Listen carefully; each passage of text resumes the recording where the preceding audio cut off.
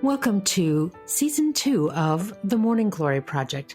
I'm your host, Betsy Graziani-Fassbender.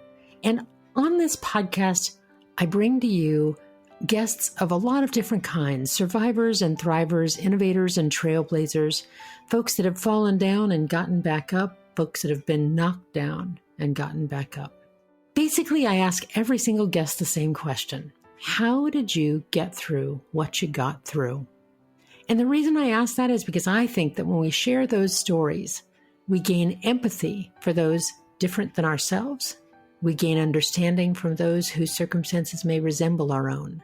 But we all get to walk away with a little notion of how we might get through whatever we're going through. I hope you enjoyed these stories and feel free to go to themorninggloryproject.com to find any past episodes or to listen to one again, and feel free to share us out with your friends and give us a review or a like. We sure do appreciate it. Thanks for listening. Today, I'd like to welcome to the Morning Glory Project, Anita Gail Jones. Anita is an author. She has an upcoming book that is working on getting published right now in the hands of an agent called Peach Seed Monkey. But what I'm here to talk with Anita mostly about is that she is the founder of something that is called the Peach Corps, as opposed to the Peace Corps. And Anita, with others that she'll explain, was a big part of mobilizing a grassroots effort in the 2020 Georgia election runoff for the senators that we now know that we have in Georgia. And I want to chat with her about that as well. But really, what Anita brings to the table also was learned during a period of loss. And as you know, on the Morning Glory Project, that's something that we probe. Where do people get their inspiration? Where do they get their fortitude? And that's what we want to talk to Anita about today. Anita Jones, thank you so much for being part of the Morning Glory Project. Welcome. Thank you. It's my pleasure to join you, Betsy. And I'm going to start this interview in a very odd place. At the time of this recording, it is 1 p.m. Pacific time on April the 20th. And just before coming on, we learned that the Derek Chauvin murder trial of George Floyd has been going on for weeks, and that the jury, even as we record this, has just announced that they have reached a verdict, and we don't yet know what it is. And it just seemed so timely, given that I was going to be talking with you today. Probably when we finish this conversation, we'll each go and check what the verdict is. Can you tell me what that's like for you, particularly because mobilizing the African-American vote, particularly in Georgia, and mobilizing people to vote on behalf of representation was a big part of your world. Can you tell me what you're sitting with at this moment? A lot. It's it encompasses so much that intersects in different points of my life, because my novel centers around the lives of Black men in the South. And because this is audio only, I want to let people know, of course, that you're African American and that you bring that to the story as well.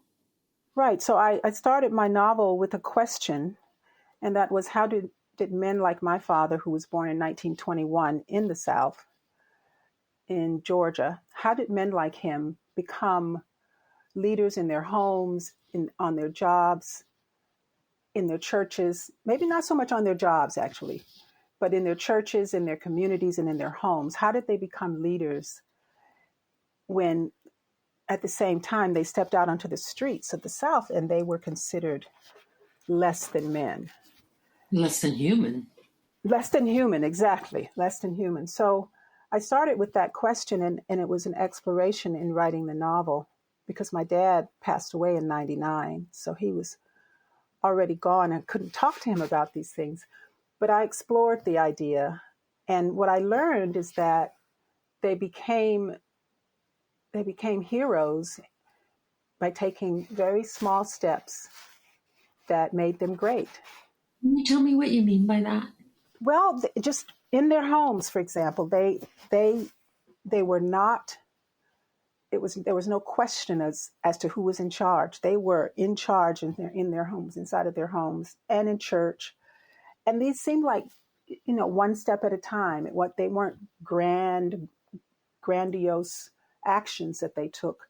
They were just every day showing up for what they believed in and what they knew to be right.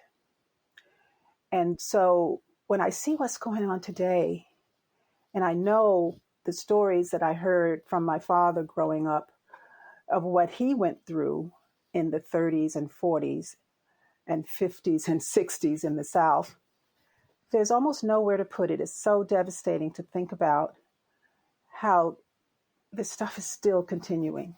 It's still going on. Black men are being lynched. And now it's a public affair, and now it's filmed, and now it's on YouTube. And I don't even know where to put it. I tell you the truth. It's so devastating. And yet we also look at the strength and the fortitude that those men had, men like my dad. And then we know this is how you carry on. You find a way. As I listen to you, Anita, I'm Caucasian, and there have been parts of my life that have been very, very hard, but none of them have been because of the color of my skin. And I heard somebody say on the TV the other day, to be Black in America is exhausting. Mm-hmm. And I thought that was such a poignant way to put that. Yes. That to exhausting. Be right now, it's got to be just, I can only imagine how exhausting that is. Yes, and there's a saying from the Black community. I don't know where I heard this first. It was to be sick and tired of being sick and tired.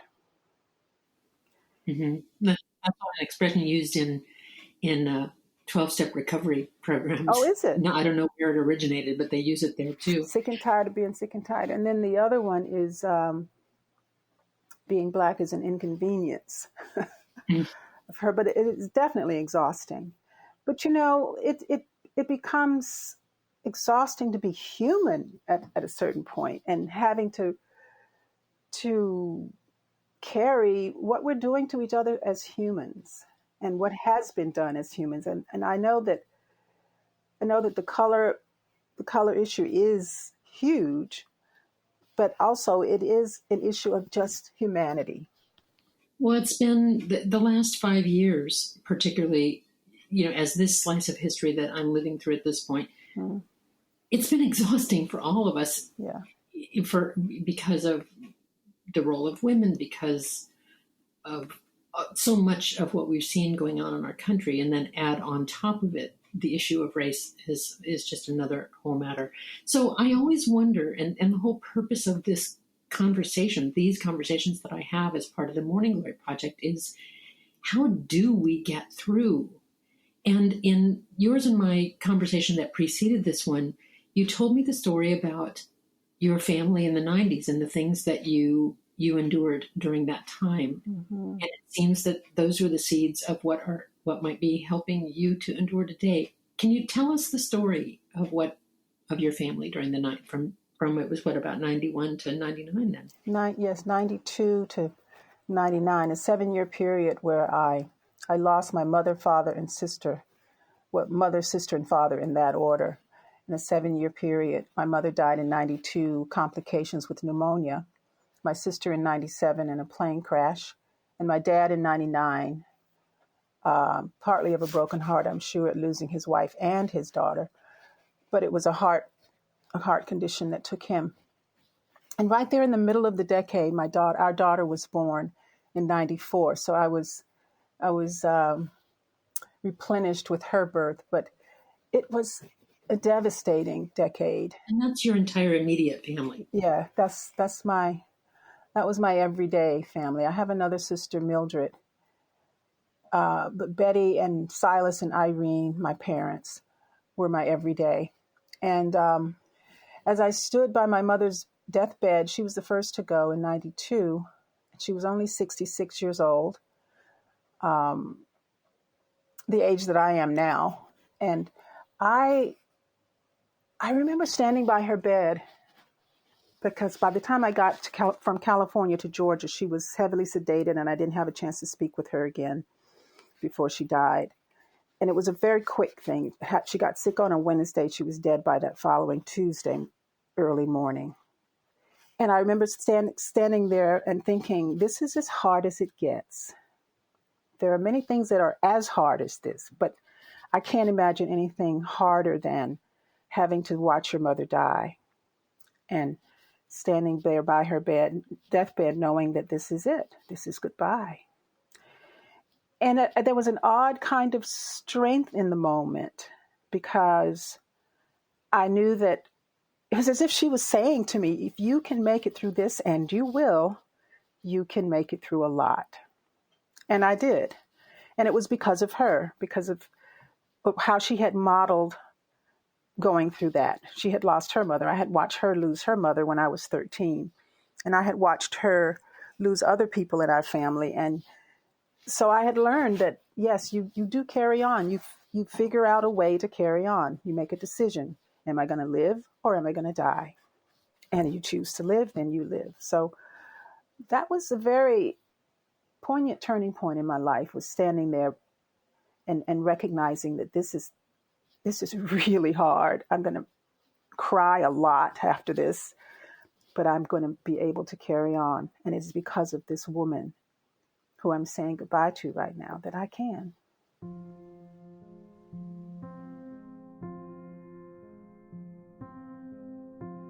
I think that all of us have those, if I can get through this, I can get through anything moments. Mm-hmm. And we don't have just one, it seems. Right. It seems for you, this decade. Mm-hmm. So Yes. many losses. A lot of practice that decade. Yes. I'm sorry for that. I'm sorry, such a flood, and also that you lost so many dear ones and your whole, essentially your entire immediate family so abruptly in those ways. But it seems like also it wasn't just in their passing, but also in the things that your parents taught you. Can you tell me a little bit about how they raised you and what that was like? Because you grew up in Georgia, even though you live in California now. You grew up in rural Georgia, right? That's right. I grew up in Albany, Georgia. Albany. And it's in southwest Georgia. It's down near the Panhandle and over near Alabama in that southwest corner. And Albany has an HBCU there called Albany State College, and it's where my mother went to college. She was a teacher, and she was the first in her family to go to college.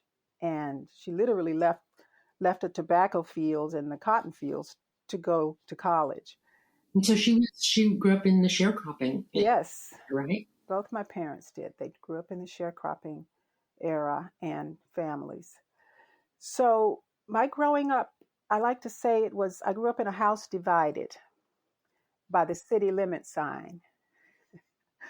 The Albany city limit sign was right across the street from the house I grew up in on Hazard Drive. And at the end of that block was Albany State College.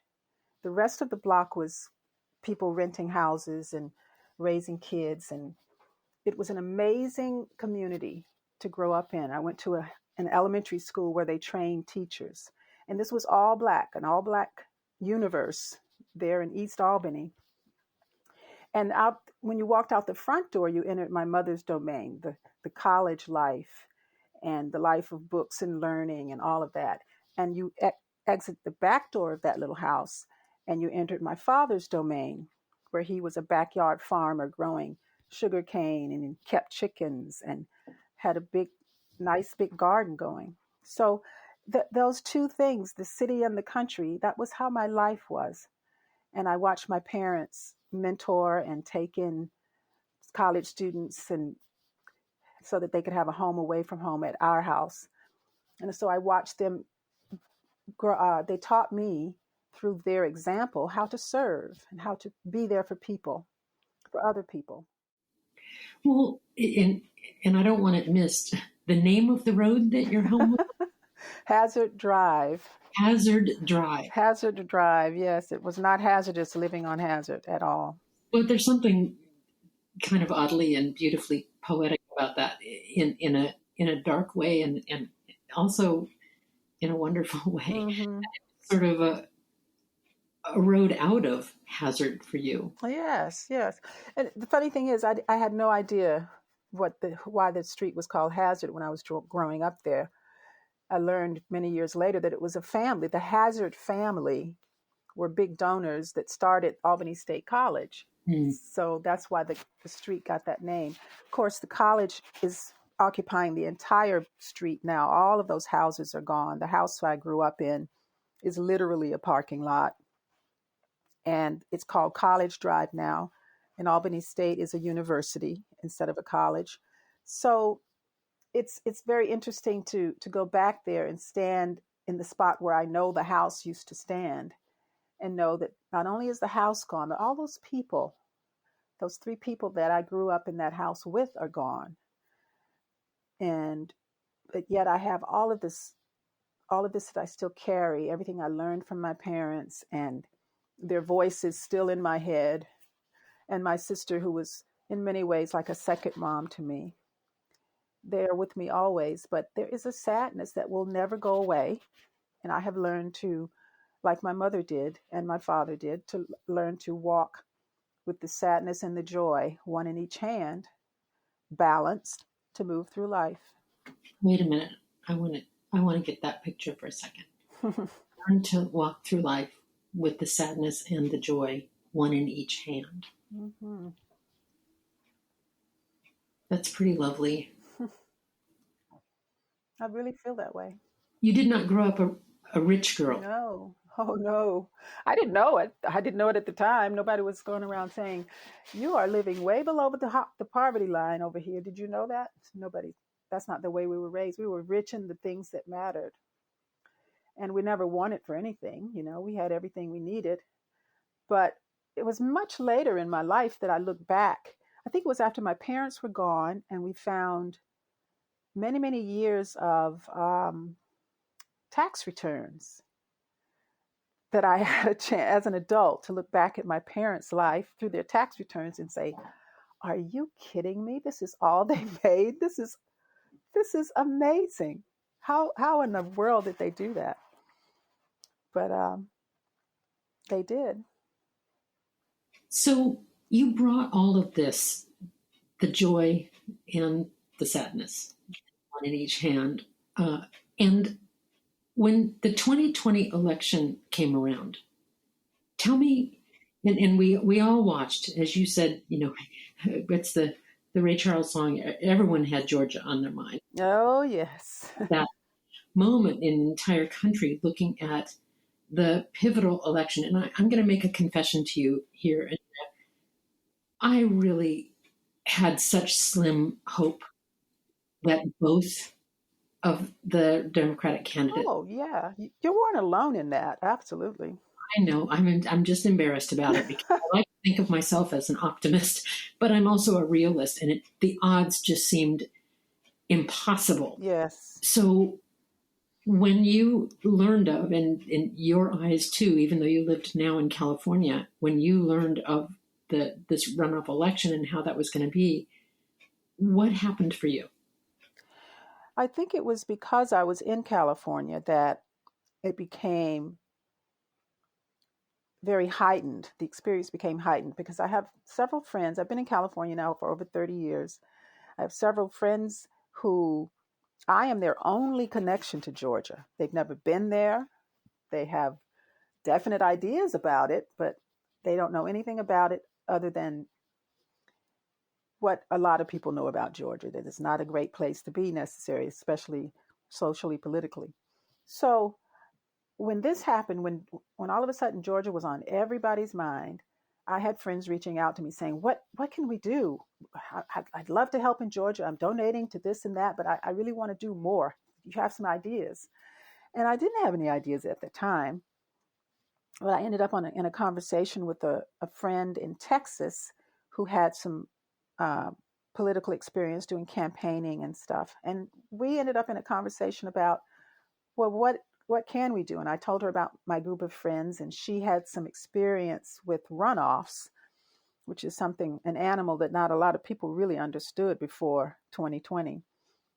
And she said, if you got a group of folks that want to jump on a Zoom, I'm happy to explain how a runoff works and just, enlighten people, and maybe we can figure something out. So, but before we ended that conversation, Judy Hall and I, she in Texas, me here in California, we had come up with this idea to form this little group and call it the Peach Corps. I think it happened on the call. And it was just too perfect. I mean, the Peach Corps, we were both laughing about it. And then I organized the Zoom, and she showed up and did the thing. And before we knew it, we had this little movement going, and people were inviting other friends to join. We decided to do phone calls and postcards. Those were the two main things, the main ways we were going to be working. And everybody was interested in grassroots. They wanted to do something really deep and meaningful. So we connected with one of the Democratic committees in Lee County, Georgia, which is just north of where I grew up, a very tiny band of Democrats in a very, very red county. The woman that is the chairman of that committee works for the sheriff, works for the Trumper sheriff in Lee County. So she was an amazing woman, though, and she was very happy that I found her and opened her arms to us and helped us get the mailing lists that we needed. And we just band together and had quite an impact. We ended up with sending out 5,000 postcards, making 3,000 calls. Wait, let's do the math here, though. 5,000 postcards and 3,000 calls to a region that has a population of... Oh, let's see. Well, it was Southwest Georgia. So you're going to put me on the spot here. I'm not even sure what the population, the total population. Not a lot. Not a lot. And you know what was really important about it, Betsy, was that because we were working so closely with the grassroots organization that gave us access to these mailing lists, that the postcard to voters folks were not sending postcards to these folks. These were people that are pretty much forgotten. Nobody's knocking on their doors anymore. Nobody's calling them necessarily. They're disenfranchised in a huge way. So we were targeting that population of folk, and it made a difference. Therefore, largely ignored group. So in Southwest Georgia, in Southwest Georgia, this was not a high-density population where they could get a lot of bang for the buck. Right, exactly. So they ignored them. But that was your target. That was our target. And because Judy Hall had the experience for figuring out, like, what's the guy's name? You helped me with this before. Kornacki? Kornacki. Yes, she jokingly called herself Judy Kornacki because she had charts, she had stats on what we did so that she could show us how we impacted Southwest Georgia. And it was quite impressive. In the end, we had about 235 people that were part of Anita's Peach Corps, because friends brought in friends, brought in friends, brought in family. And we were connected mostly in Georgia, Texas, Georgia, California, but also in Pennsylvania and New York. We had people all over the country that were working. And I was putting together postcard kits and sending them out to folks. And in the middle of a pandemic. And it was such good work. And it was just carrying us with it. We were just planning, we were building that airplane as it ran down the tarmac, because we didn't know what we were doing, really, just going with the energy of it and trying to keep up with the flow of the action. It was pretty amazing, pretty incredible. And then we won. It was just amazing. We had a big Zoom party to celebrate, and people got on Zoom and it was a beautiful time.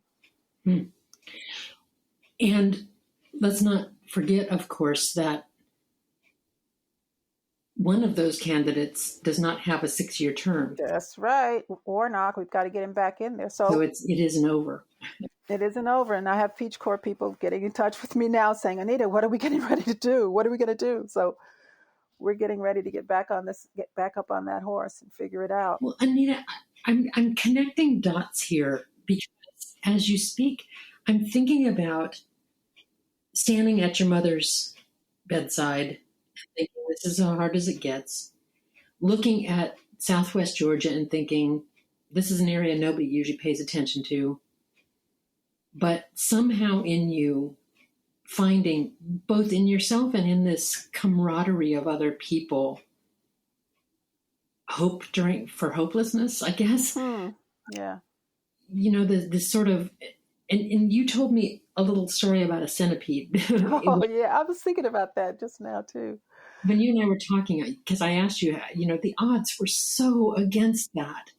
How in the world did you get over? And you told me about the centipede. I remember hearing this, someone, maybe it was the Postmaster General a long, long time ago, talking about the Postal Service and how it works. Somebody was asking him, and I never forgot it because he said, well, you can't have legs number, and with the centipede, you can't have legs number 1 and 2 or 3 and 4 thinking about what legs number 98 and 99 are doing, or you'll just shut down. You just have to keep moving. So that I have always kind of looked at that analogy for getting through something where the odds are tough or you don't know how you're going to do it. Because if you think too hard about it, you'll stop. You'll just stop in your tracks and you won't get anything done. And that really does explain what we did with the Peach Corps. We just kept moving and not really paying attention to too much of the news and the doom and gloom, or just keep moving. And that's how we got through it. Thank you for the work that you and the Peach Corps and other grassroots organizations, Indivisible, Stacey Abrams, all these organizations that got together to make the impossible happen.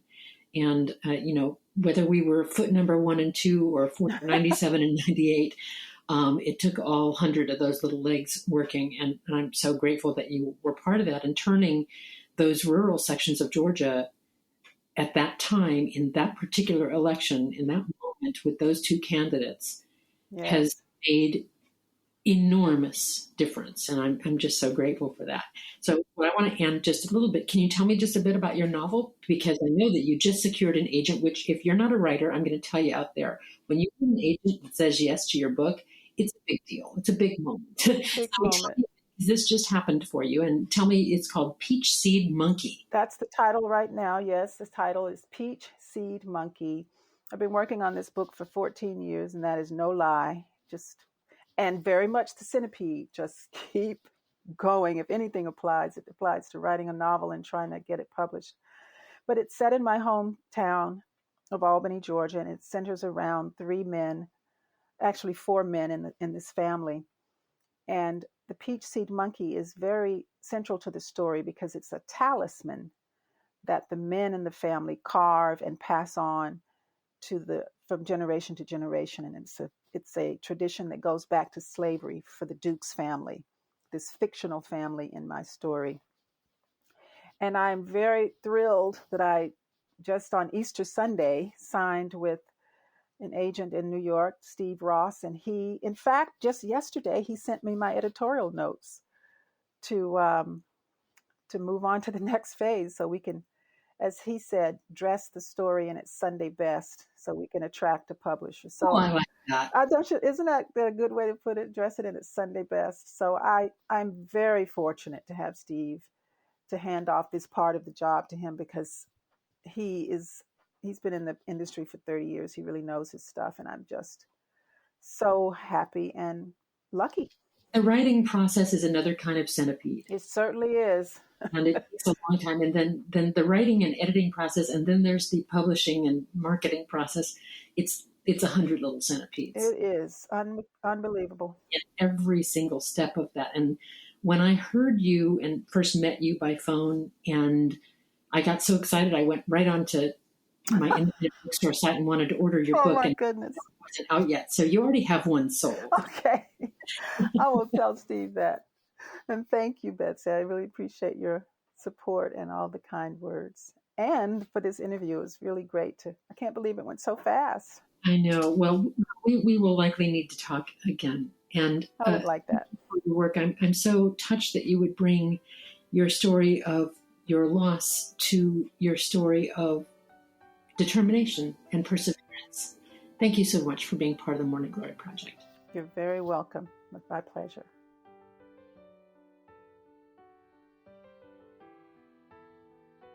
It's been a half hour since I finished my conversation with Anita Gail Jones, during which time the verdict in the Derek Chauvin case came down. Guilty, guilty, and guilty.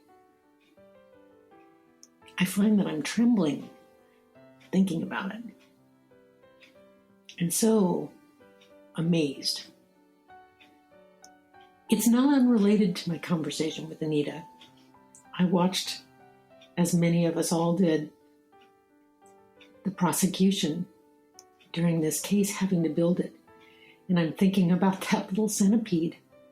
I'm thinking about how they had to do one little thing at a time, building, building, building, building, and not letting hopelessness stop them, not letting the history of how so many verdicts of this kind have gone the other way with just as much or more evidence. It's just kind of amazing to me that I got to speak with Anita specifically on this day, at this moment in history. A woman who grew up poor without knowing it, grew up with parents that demonstrated character and perseverance. And even during the time of losing her family, was still able to connect to hope. Hope. As Emily Dickinson said, hope is that thing with feathers that perches on the soul and sings the tune without the words and never stops at all. Hope. That's the extra room for today. It's a big one. It's a really big one. I want to mention one other thing about Anita's work, and that is that she and her husband, with the wrongful death suit, I guess, settlement that they received because of her sister's airplane crash, they didn't just sit on that money. They started a foundation, and they give scholarships to young Black students in Southwest Georgia and in the San Francisco Bay Area. You can find out more information if you want to contribute to that fund that helps to fund students finding their way to college. It's www.gaines, that's GAINES -Jones.org. And that's a way to contribute to just a little bit more hope on this day and every day. Thanks so much for listening to the Morning Glory Project. Wherever you are, whatever you have gone through, whatever you're worried about, I hope that you are finding your way to bloom.